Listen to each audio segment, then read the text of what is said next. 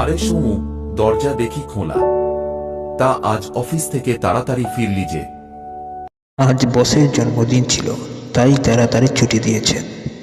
আচ্ছা, তাহলে কিমুর বিয়েতে যাবি নাকি? চল একসাথে যাই, অনেক দিন পর সবার সাথে দেখা হলে মজা হবে, তাই না? হ্যাঁ, মনে করিয়ে দিবি। তা কি গিফট দিবি ভেবেছিস কিছু? পথে একটা কিনে নেব। তুই ওর বাড়ি চিনিস তো? আগে যাইনি কখনো, বেশি দূর নয়, পাশের দুর্গাপুর পেরিয়ে মাইল খানেক দূরে মাইলস্টোনের ধারে দিঘের চর। কিমুকে ফোন করেছি, সে এমন কথাই বলল। আমরা দুজনে বেরিয়ে পড়ি। আমি মোটো চালাচ্ছি, সমু আমার পাশের সিটে বসে আছে। মোটোটা সমুর দাদুর ছিল, ব্রিটিশ আমলের হাল ফ্যাশনের হলেও বেশ আরাম আছে চালাতে।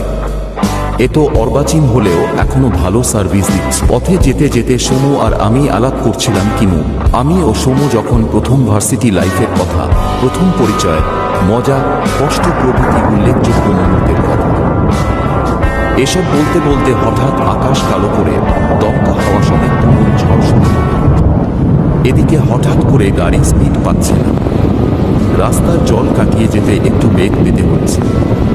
সমু বলল, বৃষ্টি বেড়েছে, প্রবল বৃষ্টিতে রাস্তা দেখা মুশকিল। চারদিকে খোলা মাঠ, বজ্রপাতও হচ্ছে। তুই বরং গাড়ি আধা ঘন্টার জন্য ওই টংঘরের পাশে দাঁড় করা, বৃষ্টি একটু কমুক। ঠিক বলেছিস, বজ্রপাতের সময় খোলা জায়গায় থাকা সমীচীন নয়, তার উপর গাড়ির ছাদ নেই। মোটো গাড়িটা রাস্তার এক পাশে দাঁড় করিয়ে আমরা কাদা মারিয়ে টংঘরের সামনে গিয়ে উঠলাম। ডাকাডাকি করে কাউকে পেলাম না, ওরাকে দাঁড়িয়ে রইলাম।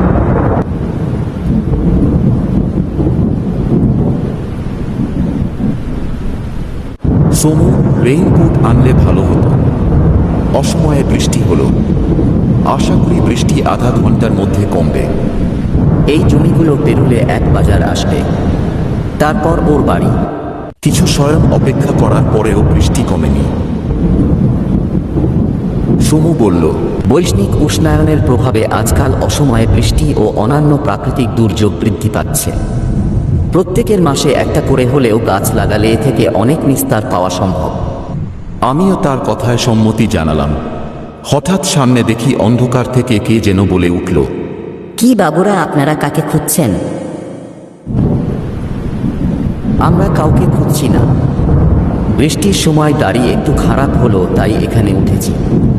কিন্তু আপনি কে? এতক্ষণ তো এখানে দেখলাম না। আমি এখানেই চা বিক্রি করি।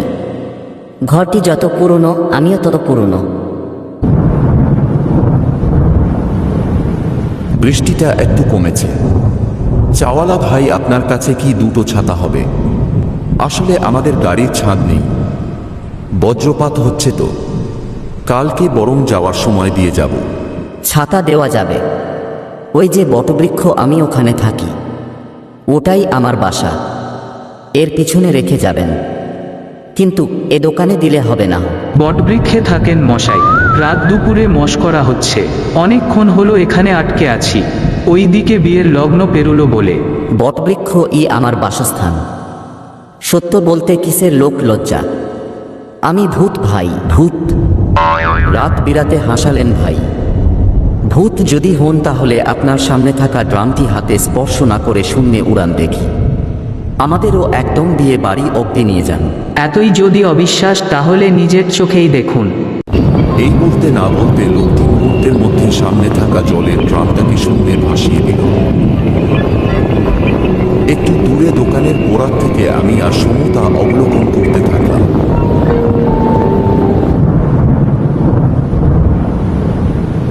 হ্যাঁ হ্যাঁ, এমনকি এসব ছোট ছোট ম্যাজিক তো সিরিয়ালও দেখি। তাহলে দেখ আমার আসল রূপ, তোদের আজ ঘাড় মটকাবো, তারপরই বুঝবি আমি কে। বলেছিলি না তোদের বিয়ে বাড়ি অবধি পাঠাতে? আগে তো দেখ ঘর শুদ্ধ উড়তে কেমন লাগে। ছু মন তোর, ছু। বাঁচাও। এই বলে সমু মাটিতে পড়ে গেল। আমি কিছু বোঝার আগেই সমু পড়ে গেল। পুরো দোকান ঘর শূন্যে উঠে গেল। আমি কি করব বুঝে ওঠার আগেই বুঝলাম সে আর কেউ নয়, আসল ভূতের খপ্পরে পড়েছি। রাতের আধারে এসেছিলাম তোদের সাহায্য করতে। দুটো ছাতাই তো চাইলি, তা তো দিতে রাজি হলাম। এর উপর এই আমাকে ইনসাল্ট। আমি ভূত ঠিকই, কিন্তু ভালো ভূত। ভালোই যদি হয়ে থাকো আমাদের নামিয়ে দাও। আমরা বুঝেছি তুমি কে। আমার বন্ধুকে ক্ষমা করে দাও আর বুঝিয়ে দাও তুমি সত্যিই ভালো। বলতে না বলতে বৃষ্টি কমে গেল, আস্তে আস্তে দোকান ঘরটাও নিচে নেমে এলো।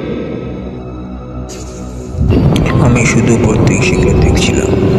হঠাৎ করে ব্যক্তিটিও হাওয়ায় মিলিয়ে গেল এবং সেখানে পড়ে রইল দুটো ছাতা।